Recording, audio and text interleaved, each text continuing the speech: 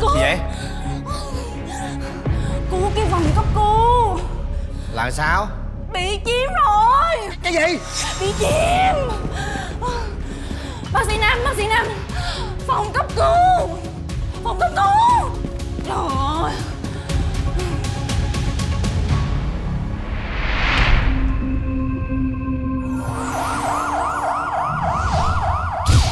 Vào.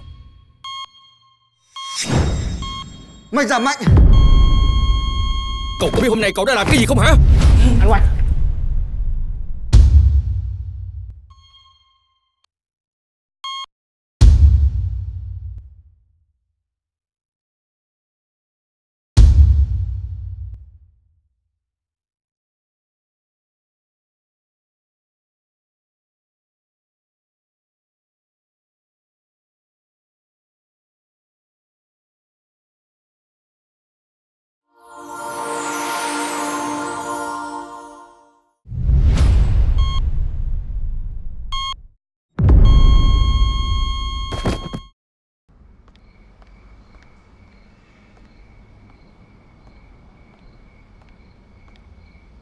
Sao giờ em chưa ngủ?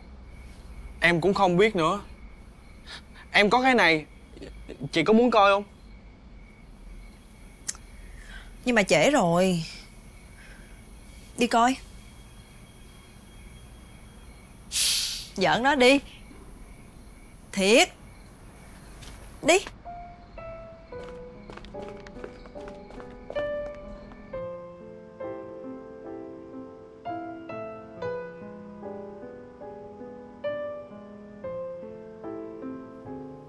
Đây là bức tranh em vẽ hả? Dạ. Coi bộ cũng có năng khiếu ha. Em cảm ơn. Đây có phải là bé Tâm không? Dạ đúng rồi.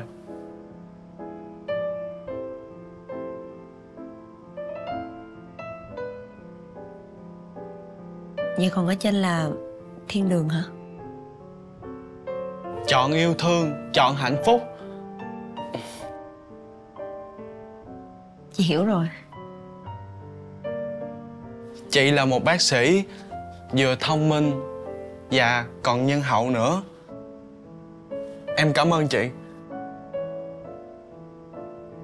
Chị mới là người cảm ơn em mới đúng á. Nhờ có em, sau này chị sẽ không làm thợ mổ nữa. Bác sĩ Phạm Hoàng Nam.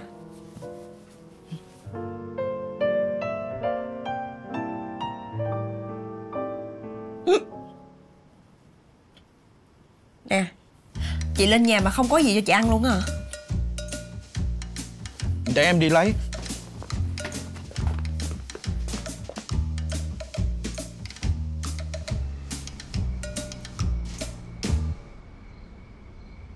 Nam, chị hỏi em câu này được không?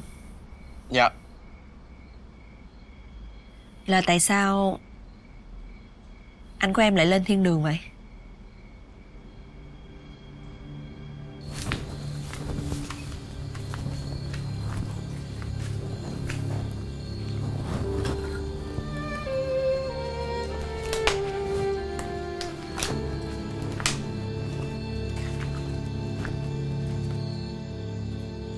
Em yên tâm đi, anh biết chỗ tụi nó giấu bi á. Bây giờ mình chỉ cần chạy vô xong rồi mình lấy ra xong à. Đi.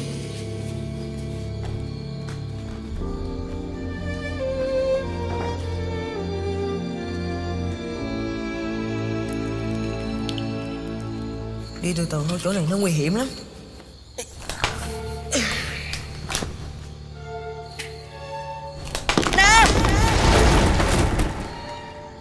Anh Sơn của em rất yêu thương em và luôn bảo vệ em. Cũng vì bảo vệ em, trong một lần anh Sơn đã không qua khỏi.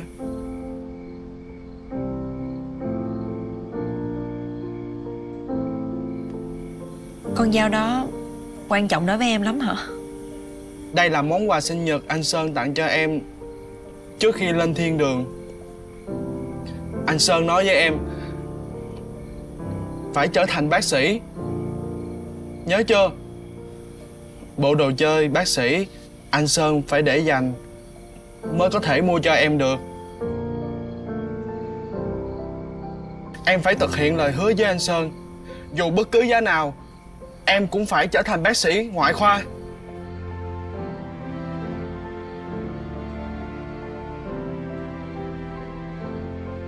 Đúng. Cho nên gặp phải khó khăn gì thì em nhất định phải thực hiện được lời hứa của mình. Không được bỏ cuộc.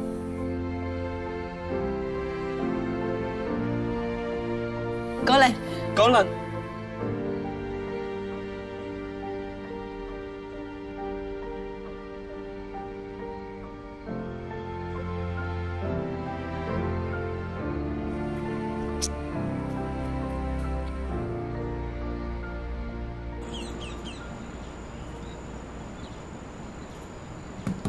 Nam!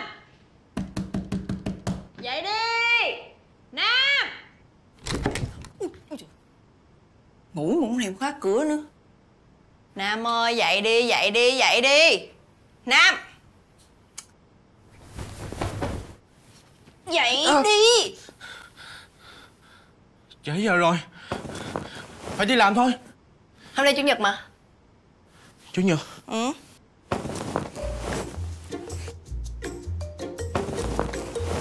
Từ lúc đến đây làm gì em chưa đi đâu chơi đúng không?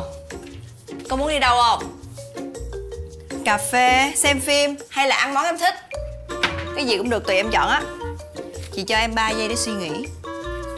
3 2 1. Em muốn đến chỗ này. Nhanh đi.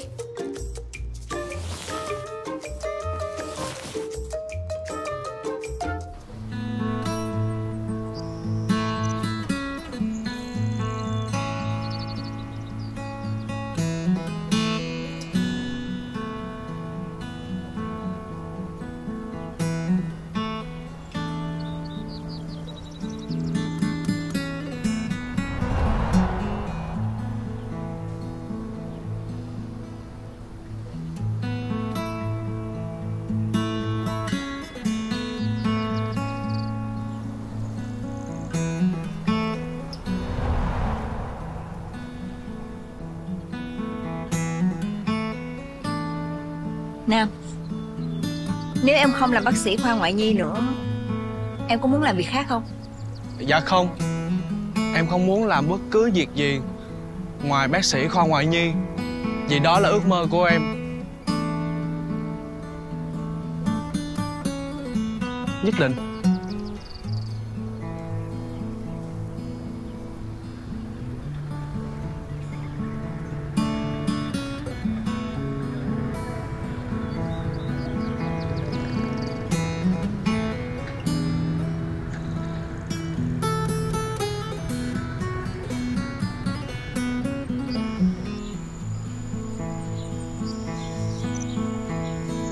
Chị có mệt không? Mệt sao không mệt? Nhưng mà em vui là được.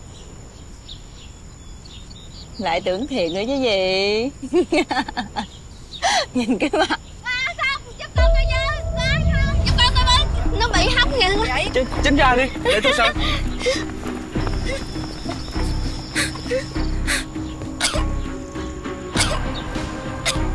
Sao không con? Con có sao không? Trẻ nhỏ rất là dễ bị hóc. Chị nhớ cẩn thận nha. Cảm ơn chú nha. Cảm ơn chú. Tôi hiểu được sự quan tâm đặc biệt của chủ tịch đối với khoa ngoại nhi, nhưng với tình hình bây giờ tôi không thể nào chi thêm kinh phí được. Không thể đứng trên góc độ lợi nhuận để áp đặt cho khoa ngoại nhi. Hàng năm chúng ta đã điều trị cho cả 100 bệnh nhân nhi miễn phí, đúng theo tinh thần của quỹ bảo trợ Từ Tâm. Nhưng thấy khó quá. Sao chủ tịch không dùng chi phí cá nhân của mình để phát triển khoa ngoại nhi như chủ tịch mong muốn? Cô không nên có thái độ đó. Chúng ta đang họp bàn về chiến lược kinh doanh của Hạnh Phúc. Tôi xin lỗi. Mời vào.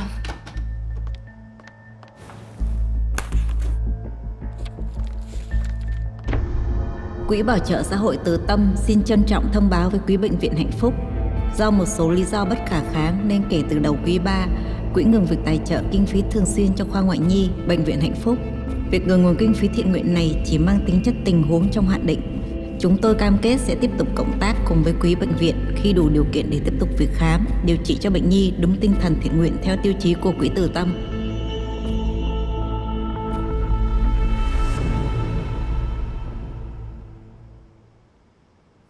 Tôi nghĩ là 1-2 ngày sắp tới nó xảy ra một chuyện lớn đó. Những cái tờ đơn thư kiện đó sẽ vô giá trị hết. Cậu yên tâm. Gì vậy? Cô, cái phòng cấp cứu Là sao? bị chiếm rồi. Cái gì? Bị chiếm. Bác sĩ Nam, phòng cấp cứu. Trời, ai cứu tôi, trời mệt quá.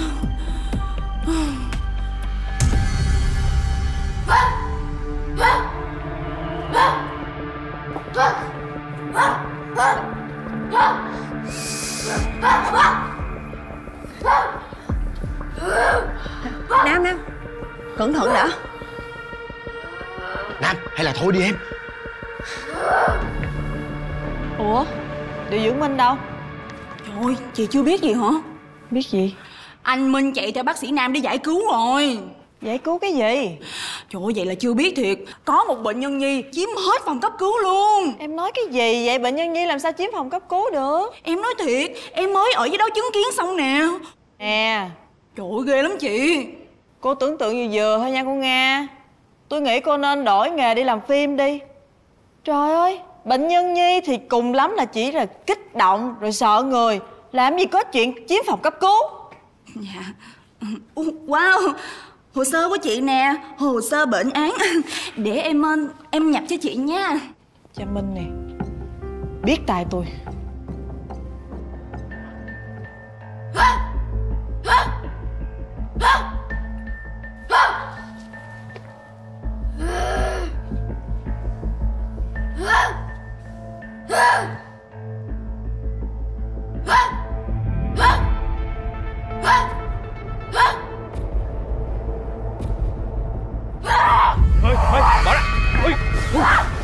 Bỏ ra.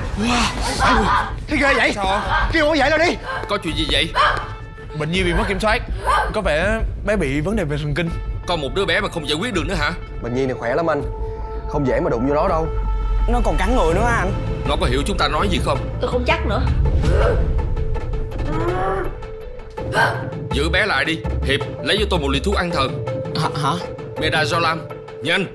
Không được, thuốc đó rất mạnh, sẽ ảnh hưởng tới sức khỏe của con bé. Tôi biết tôi đang làm Tôi cái gì. nói không được. Đi nhanh. Hiệp, Nhanh. đứng lại. Tôi nói không được. Hiệp. Thì giờ sao? Em có thể dỗ bé. Còn muốn bị thương nữa hả? Không sao đâu. Em muốn thử lần nữa. Tại vì lúc nãy mọi người la lớn quá, khiến cho con bé bị mất bình tĩnh. Cho nên em muốn thử làm lại. Vậy mới cần phải tiêm an thần. Nhanh. Mọi người khoan đã, cứ để cho Nam thử.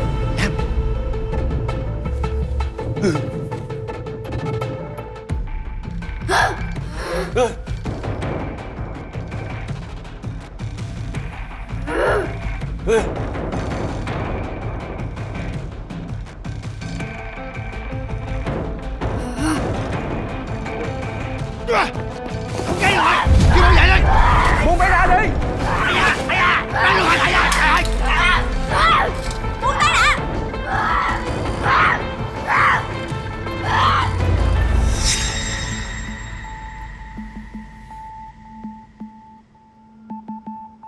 Đưa bé lên giường đi.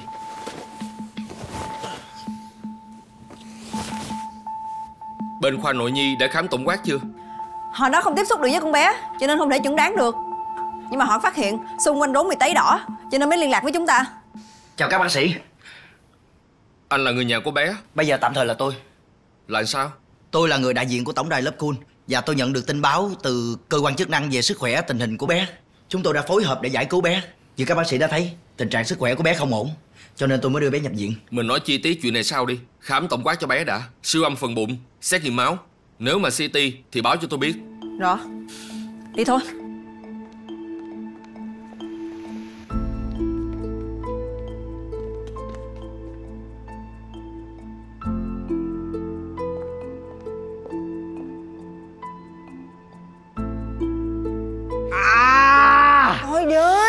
Không được đâu điều dưỡng trưởng ơi.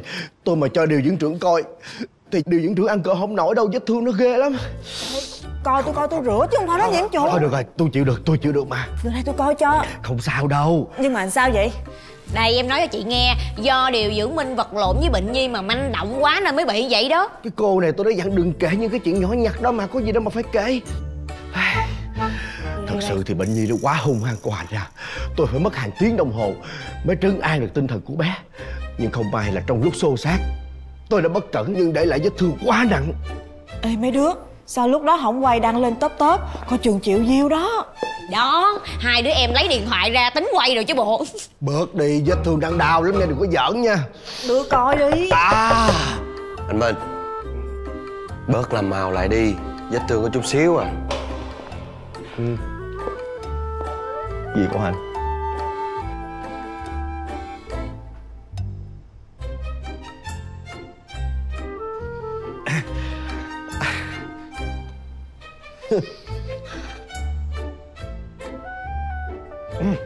Chị cục dễ sợ luôn trời. Nước sâu không phạm nước giếng nha. Nói mấy câu nghe nhẫn tâm. Vết xước cỡ này mà kia không có gì, đúng không?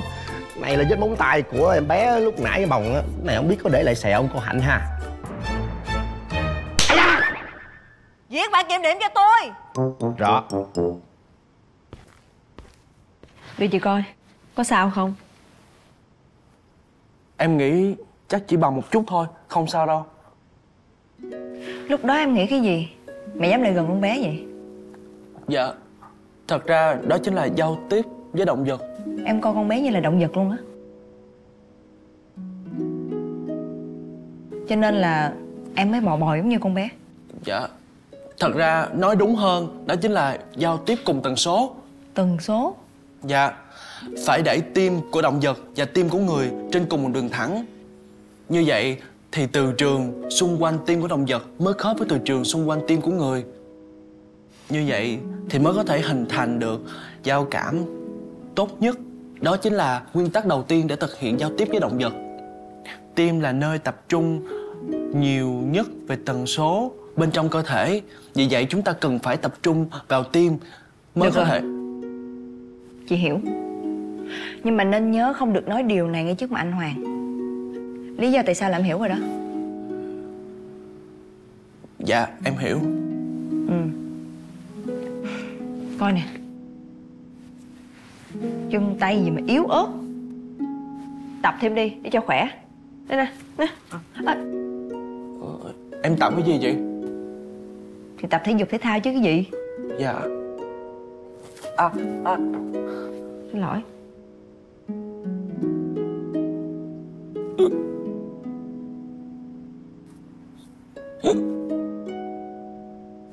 Lại nứt cục.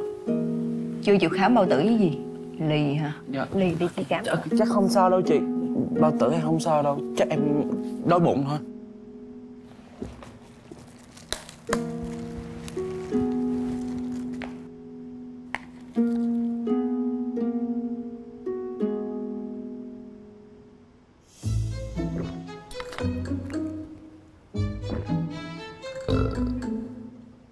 Tại sao lại cắt nguồn tài trợ như vậy chứ? Không có lý do gì. Đúng, quỹ Từ Tâm là một hoạt động độc lập. Nhưng những nguồn vốn được rót vào quỹ là từ những tập đoàn kinh tế lớn. Chẳng hạn như tập đoàn Minh Hoàng. Hiện giờ công ty dược Ái Nhân của chúng ta đang gặp một số trục trặc về kinh doanh. Tôi nghĩ mọi người sẽ biết đó. Quỹ Từ Tâm rất ổn định từ trước đến giờ. Nếu bị cắt á, sẽ ảnh hưởng đến công ty Ái Nhân và bệnh viện Hạnh Phúc của chúng ta. Chưa nói đến lợi ích kinh doanh đâu, chỉ nói đến khoa ngoại nhi thôi. Nếu như không có nguồn tài trợ này thì chúng ta không thể nào tiếp tục chữa trị miễn phí cho các bệnh nhi nghèo và các hộ gia đình thuộc diện chính sách như từ trước đến giờ được nữa. Lỗi là do hội đồng quản trị của bệnh viện. Chúng ta làm việc không tốt, cho nên những vấn đề này chắc chắn sẽ xảy ra thôi. Tôi có cảm giác như chú Huy lúc nào cũng chống đối lại bệnh viện. Chú có lẽ đang rất vui vì quỹ Từ Tâm của bệnh viện bị cắt nguồn. Cô Dung, cô ăn nói cho đàng hoàng cẩn thận lại. Tôi nói cái gì để chống đối lại bệnh viện? Tôi nói không đúng hay sao? Chú lúc nào cũng vậy mà. Cô... Nè, đây không phải là thời điểm để tranh luận. Điều cần thiết nhất bây giờ sốc lại mọi thứ để không ảnh hưởng đến uy tín của Hạnh Phúc. Tôi nghĩ không những quỹ Từ Tâm mà còn những quỹ khác đã từng hợp tác với bệnh viện của chúng ta, chắc chắn họ sẽ phản ứng. Chi bằng chúng ta giải quyết những bất ổn ở trong bệnh viện và giải quyết lá đơn khiếu nại từ người nhà của bệnh nhân. Thôi được, tôi đồng ý triệu tập cuộc họp mở rộng dành cho ban lãnh đạo của bệnh viện nhằm tìm ra biện pháp để ổn định tình hình hiện tại. Nếu cứ như thế này thì nguồn tài chính của bệnh viện càng lúc sẽ càng khó khăn hơn. Tôi thật sự lo ngại. Đứng sau quỹ Từ Tâm là tập đoàn Minh Hoàng. Đây là doanh nghiệp hỗ trợ cho bệnh viện chúng ta nhiều nhất. Hội đồng quản trị của bệnh viện đã có những ý kiến chỉ đạo, nhưng nội bộ bệnh viện cũng nên có biện pháp để tháo gỡ những khó khăn trước mắt. Nói cụ thể hơn là bệnh viện cần có biện pháp gì? Tiến hành hợp nhất hoặc giải tán các phòng khoa hoạt động không hiệu quả. Cụ thể là khoa ngoại nhi. Quỹ Từ Tâm rót tài trợ cho bệnh viện Hạnh Phúc, nhưng thực chất nguồn tài chính này đều dồn hết cho khoa ngoại nhi. Bây giờ họ thông báo cắt nguồn tài trợ, đương nhiên khoa ngoại nhi phải đứng trước bài toán sinh tử. Chúng ta là một bệnh viện tư nhân, lấy điều trị bệnh nhân làm mục đích, nhưng phải bảo đảm lợi nhuận cho bệnh viện. Có quỹ Từ Tâm, khoa ngoại nhi mới mở rộng được đối tượng điều trị, nhằm mục đích hỗ trợ cho các bệnh nhi nghèo và các đối tượng khác. Bây giờ nguồn tài trợ không có, khoa ngoại nhi không khác gì một bệnh nhân đang thở oxy mà bị cắt nguồn. Đây là một khó khăn cần phải khắc phục, là một vấn đề lớn không phải dễ giải quyết trong một sớm một chiều. Muốn giải thể hay thành lập một phòng ban nào đó còn dựa vào quyết sách của hội đồng quản trị. Còn chúng ta là những người làm chuyên môn, tốt hơn hết là tập trung vào lĩnh vực chuyên môn của mình. Tôi thấy giám đốc Phúc nói đúng đó. Chúng ta nên điều chỉnh về mặt nhân sự của bệnh viện lại, và cần loại bỏ những bác sĩ nào không đủ chuyên môn. Cho phép tôi nói thẳng, đó là trường hợp của bác sĩ Phạm Hoàng Nam. Cậu ta chữa bệnh cho bệnh nhân như thế nào để cho người nhà của bệnh nhân từ chối điều trị cho người thân của họ, và còn làm đơn bác bỏ vị bác sĩ này. Họ nói bác sĩ này không đủ năng lực. Anh thì đã trúng vấn đề đó. Là trưởng khoa ngoại nhi, thật sự tôi cũng sốc khi mà bác sĩ của chính khoa tôi đã nhận được đơn khiếu nại của gia đình bệnh nhân. Chứ không phải lá đơn đó được viết từ văn phòng của trưởng khoa ngoại nhi. Anh Khang, anh nói cái gì vậy? Thôi được rồi, việc này họ đã gửi đơn trực tiếp lên hội đồng quản trị. Tôi sẽ có biện pháp giải quyết thỏa đáng. Chúng ta không nên lạc đề nữa, nên tìm cách giải quyết khó khăn về tài chính nếu như mà nguồn tài trợ này bị cắt trong 2 tháng tới.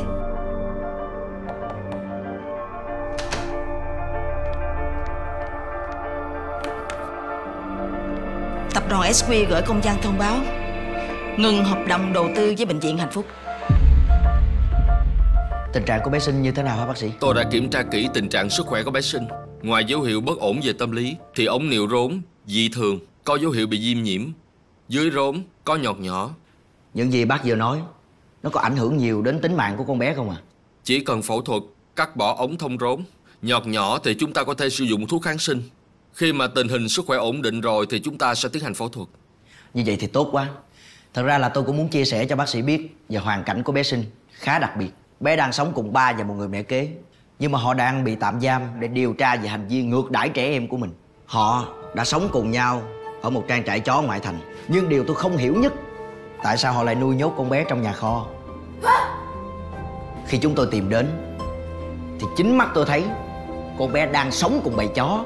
Quả thật đây cũng là lần đầu tiên tôi nhìn thấy được một gia đình lại có cách ngược đãi con cái mình như vậy. Nhưng mà dù sao thì chúng ta cũng phải chăm sóc sức khỏe cho bé trước đã, giúp bé ổn định lại tinh thần. Cảm ơn bác sĩ. Tôi xin phép.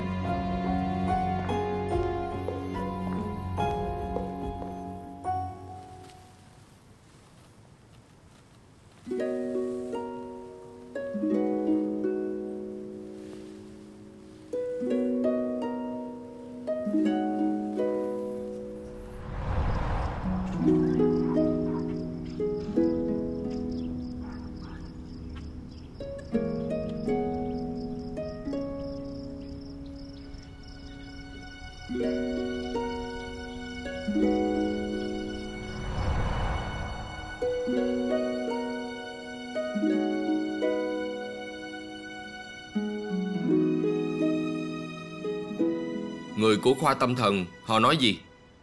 Họ nói đây là phản ứng điển hình của hội chứng lệ thuộc, cũng là một dạng tự kỷ. Và đối tượng lệ thuộc chắc có lẽ là những con chó sống chung với bé Sinh. Cô chuẩn bị phòng cách ly cho bé. Rõ. Có chuyện gì? Dạ. Em muốn đề nghị trở thành bác sĩ điều trị cho bé Sinh. Tại vì bé rất cần một người ở bên cạnh 24/24 và một người phải thật sự hiểu bé. Em phải bàn bạc trước với chị chứ. Sao qua đây? Dạ. Không thể nào cứ tiêm hoài lorazepam và cho bé ngủ như vậy được. Tại vì nếu mà bé ngủ như vậy và ngủ rất sâu thì bé cảm thấy trở nên rất là bất an và đau đớn nhiều hơn. Tại sao lại như vậy? Tại vì cách ngủ của con người sẽ khác với động vật. Phạm Hoàng Nam, đây là khoa ngoại nhi chứ không phải là khoa tâm thần. Dạ em biết. Nhưng mà bé Sinh không nói chuyện được nên rất cần có một người giao tiếp được với bé. Ý cậu nói là cậu có thể làm được điều này đó hả? Dạ. Tại vì lúc nhỏ em thường giao lưu và nói chuyện với rất nhiều động vật, cho nên việc này hoàn toàn không khó. Do tần số động vật duy trì ở mức của sóng delta, cho nên em nghĩ là con người cứ tập trung. Đủ rồi. Bác sĩ My, ca phẫu thuật của bé Sinh do bác sĩ Hiệp phụ trách. Nhưng mà chuyện này em có thể làm tốt được. Ra ngoài.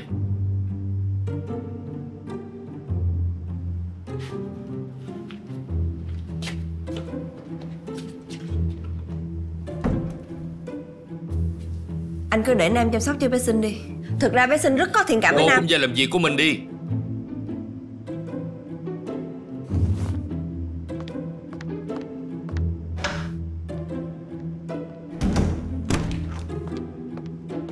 Nam, sao em lì quá vậy?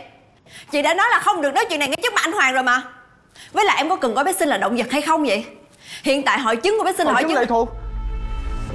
Điện ảnh thế giới đã làm điều này rất là nhiều rồi. Giống như là tặc răng hay là người chim gì đó. Nếu mà em hiểu rõ như vậy thì cứ việc điều trị như trong sách vở mà em đã học. Tại sao phải ở bên cạnh 24/24? Bệnh tâm hồn không thể nào điều trị theo sách vở được chị ơi. Giống như bệnh tự kỷ của em này nè, đâu thể nào lệ thuộc vô sách vở để điều trị đâu. Thầy Phúc lúc nào cũng ở bên cạnh em, chăm sóc em và coi em như là người bạn vậy đó. Quan trọng là bé Sinh không nói được thì làm sao chúng ta biết được con bé muốn gì và cần gì? Em biết bé Sinh muốn gì? Sao em biết được? Em cảm nhận được bé Sinh giống như là động vật gì đó. Nó biết được ai là người thương nó và muốn chia sẻ với nó. Em nghĩ bé Sinh cũng vậy. Alo, bé Linh bị gì? Được rồi, em qua ngay.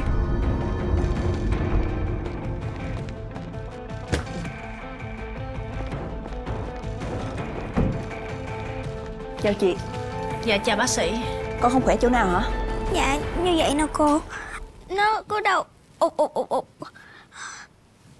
Chỗ này hả con? Dạ dạ lên ngay đây. Bé bị đau như vậy từ tối hôm qua đến giờ đó bác sĩ. Kết quả thì không có vấn đề gì. Không nôn, trung tiện bình thường, tiểu tiện tốt, ăn lại khỏe. Không có gì trở ngại cả. Dạ. Có phải là ban ngày em bị đau ụt ụt ụt ụt, còn ban đêm thì em bị đau rem rem đúng không? Dạ dạ đúng rồi. Ban đêm thì nó kêu rem.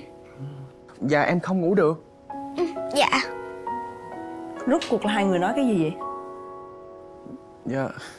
Thật ra thì do vết thương đang trong quá trình hồi phục nên sẽ sinh ra mạch máu mới và tích lũy collagen. Do miệng của vết thương đang khép lại nên mới có cảm giác bị ngứa và hơi buốt buốt. Đặc biệt là vào ban đêm thì sẽ có cảm giác rất nhạy cảm ở vùng đó và hơi đau. Dạ. Có đúng vậy không bác sĩ? Trường hợp này vẫn thường xuyên xảy ra. Không sao đâu, chúng tôi sẽ theo dõi thêm. Bác sĩ My nè, tôi có thể xin xem lại toa thuốc của bé được không? Dạ được, chị theo tôi. Dạ. Mày đi xíu nha. Bác sĩ Love, hồi nãy á là chỉ có mình anh hiểu những gì mà em nói. Em cảm ơn anh nhiều nha. Cũng như chuyện thiên đường nữa. Em thật lòng cảm ơn anh. Em có cái này. Nếu mà anh có bạn gái á, anh ăn cùng với chị 2 cây xúc xích này nè. Em tặng anh. Cái này ngon lắm á. Anh cảm ơn em nha. Dạ.